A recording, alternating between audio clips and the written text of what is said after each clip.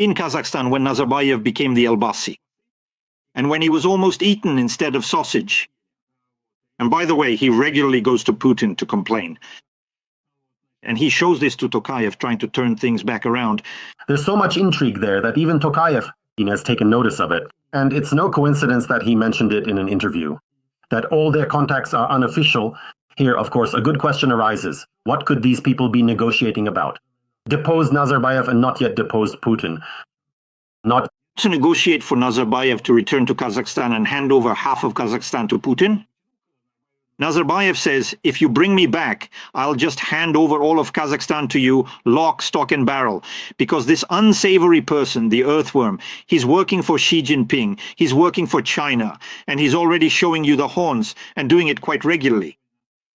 In other words, there's a real intrigue going on there. You see, Alexei and dear viewers, as soon as we get fixated for a while on, say, some Latin American country, we end up missing out on a huge number of interesting things. For example, in Turkey, there was a contract signed for 2.5, almost 3 billion people for the sale of a Turkish aircraft to the Spanish, a military training aircraft, and so on. In every country, you can find plenty of such news items that just fall out of the news feed simply because there's no time to read them and everyone is fixated on this Maduro and his wife or on Trump. But we won't do that. Let's focus, at least for starters, on analyzing the Kazakhstan case. Is Putin currently capable of orchestrating a coup d'etat in Kazakhstan and bringing Nazarbayev back? No, I don't think he's capable of that because it would mean opening a serious second front. To be honest, I actually thought that after Georgia, Putin would attack Kazakhstan. Because Kazakhstan, although it's a large country, is sparsely populated, only 19 million people. Of those, 3 million are Russians, meaning about 1/6 of the population is Russian. Moreover, there's a huge border. Their border with the Russian Federation stretches for 7,000 kilometers. And Kazakhstan is a very rich country, so it's a very tempting prize. Because, of course, not in everything, but, for example, in uranium. It's the world's leading producer of uranium. In other words, it's the most important country, and I think Kazakhstan accounts for about 40% of the world's total uranium production. For nuclear power plants. So, in reality, for Rosatom to get such a big share would be very appealing. But you see, he went for Ukraine because Putin simply has a special connection with Ukraine. He really wanted to trample Ukraine, and in my opinion, I've written about this, I said it back on February 24th, 2022, Putin made his biggest strategic and geostrategic mistake. Because if it had been Kazakhstan, he could have taken it easily. Kazakhstan doesn't have an army, the Kazakhs wouldn't have fought him. They wouldn't have fought him the way the Ukrainians are fighting. China wouldn't have stepped in for Kazakhstan back then either. Because at that time there weren't such strong ties as there are now. Tokayev has strengthened them over the past 3 years. So back then it was all quite realistic. Now that's all gone because now the most important thing has happened. China has said that it is the guarantor of Kazakhstan's territorial integrity. So in reality now, if Putin tries to make a move on Kazakhstan, China will cut off all economic ties. In other words, to put it bluntly, China will first take away the Far East and Siberia from him, and then cut off absolutely all economic ties, and the Russian Federation will completely collapse. Because right now, Putin simply cannot survive without China at all. So, he missed the moment when he could have. Well, to put it bluntly, he really made a very serious mistake. Thank God for the Kazakhs and for Kazakhstan. Because they, of course, would have been an easier target for Putin, and then the whole of Central Asia as well. But now all of that is gone. Now Turkey is there, now the Chinese are there too. And now they themselves won't surrender anymore. They've already gotten a taste themselves. Yuan, and in connection with China, China has already built its backup Silk Road through them. And now for China, this is absolutely a strategic territory that it will not give up under any circumstances. Then you might wonder, why is he so concerned? Why air all this dirty laundry? Don't you think that in this way he doesn't want to open Xi Jinping's eyes to Putin, but rather to undermine him a bit in Xi Jinping's eyes and show in general Xi Jinping's eyes to Putin, but rather to undermine him a bit in Xi Jinping's eyes and show in general? I think yes, of course. But no, when he gave this interview, it wasn't for Xi Jinping. He can just call Xi Jinping directly. He has his direct number. That is, they talk every day. He even speaks Chinese. He's a sinologist. He specializes in China, studied there, and speaks conversational Chinese. So he can easily communicate with Xi Jinping at any time, whether by smartphone or secure line, and so on. No, it's to show the global community that Putin has these kinds of behind-the-scenes connections. And maybe, it's also for those clans, the remnants of the Nazarbayev clans in Kazakhstan, because they need to be shown who's the boss in the house. And to say that, and to the neighbors as well, the East is a tricky place after all. There you really have to constantly stake out your territory and show who's in charge. Because Putin also deliberately receives Nazarbayev to annoy Tokayev. You understand that, right? So it's a game on both sides is being played. It's a game, a kind of pressure. And every time Tokayev tries to bite off a little more power, Putin pulls Nazarbayev, that little devil, out of the box and says, if anything happens, I've got him right here. The Kazakhstani Medvedchuk. If necessary, I can send him back the other way. Or the Kazakhstani Yanukovych. More like Yanukovych, actually, not Medvedchuk. Because after all, he's a former leader. So that's how things stand. It's an interesting situation, and it's worth keeping an eye on. It's a thorn in Tokayev's side. But I don't think Tokayev is too worried about it. He just... By the way, the proof is that he simply brings this out into the public sphere. That is, he calmly holds a press conference and says, yes, Nazarbayev is still hanging around somewhere, traveling, going to Moscow or wherever. But he can't say that Putin, the bastard, is playing games with me and constantly keeping my enemies closer to himself.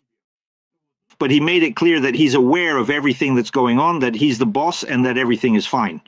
In fact, from my point of view, the very fact that Tokayev aired this dirty laundry in public proves that he has power. He feels his own strength. He doesn't need to go to Putin, bow down and say, Putin, let's make a deal. Could you receive him less often? And so on. He says, I don't care who you receive there because I am the master in this country. Putin, the geopolitical strategist, has achieved success. And this isn't just in relations with Tokayev, but with many others as well. And now, as promised, let's return to the destruction of the Russian Shadow Fleet. It all started with the tankers Bella, also known as Mariner and Sofia. An American landing force disembarks and seizes these tankers. The Russian submarines and naval ships that were nearby, which were supposed to protect these tankers, were completely powerless to do anything. They panicked and were deeply scared. So much for the supposedly mighty fleet of the Russian army. Despite the presence of Russian warships and a submarine nearby, no resistance was offered. The European Command of the US Armed Forces confirmed the detention of the vessel in the Atlantic Ocean, stating that the tanker was seized for violating sanctions. And from there, things just snowballed. America, together with the United Kingdom, is seizing these tankers from the Russian Shadow Fleet. Every single day, really, day after day, constantly, one after another.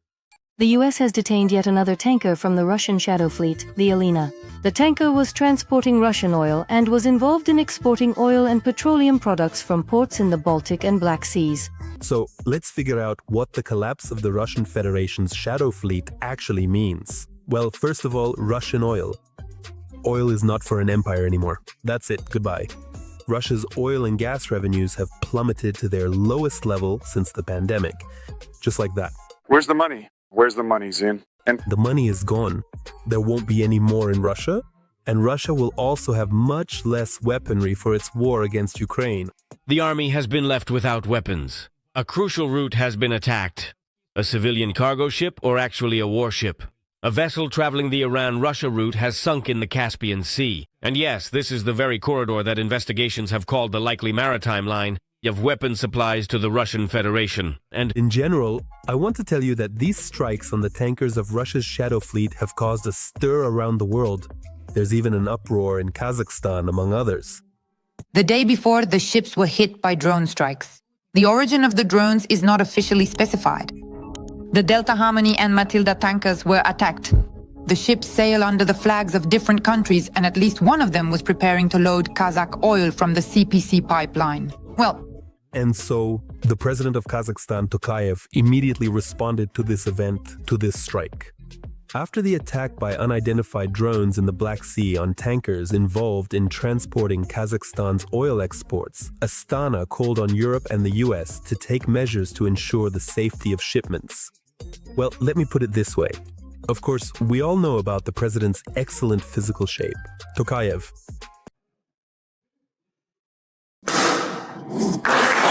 Well, he's a good-looking guy, no doubt about it. But when it comes to Russia's war against Ukraine, Mr. Tokayev isn't breaking boards. No, what he does is this. Here's what I mean.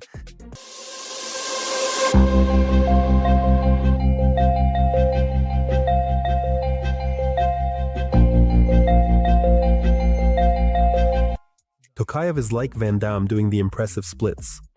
Except instead of two massive trucks, it's Russia and Ukraine. Kazakhstan, or more precisely, its leader, is of course against Russian aggression.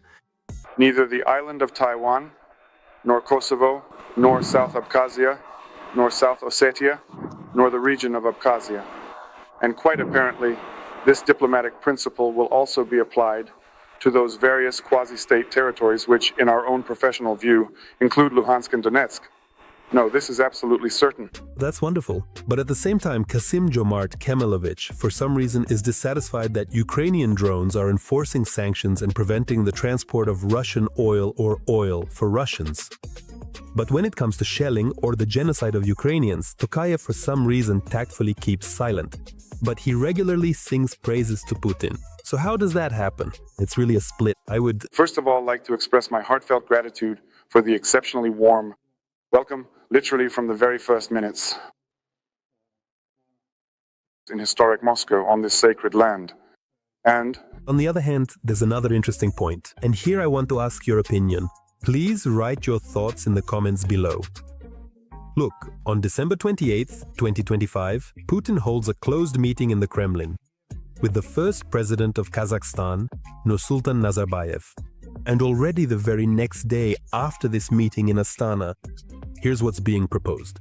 In Kazakhstan, they propose to restrict Nazarbayev from leaving the country. Is that a coincidence? Well, hardly. Friends, subscribers from Kazakhstan, please write in the comments what all this means. You'll find out. Nothing is clear, but it's very interesting. This is a deeply profound tragedy for their sovereign leader.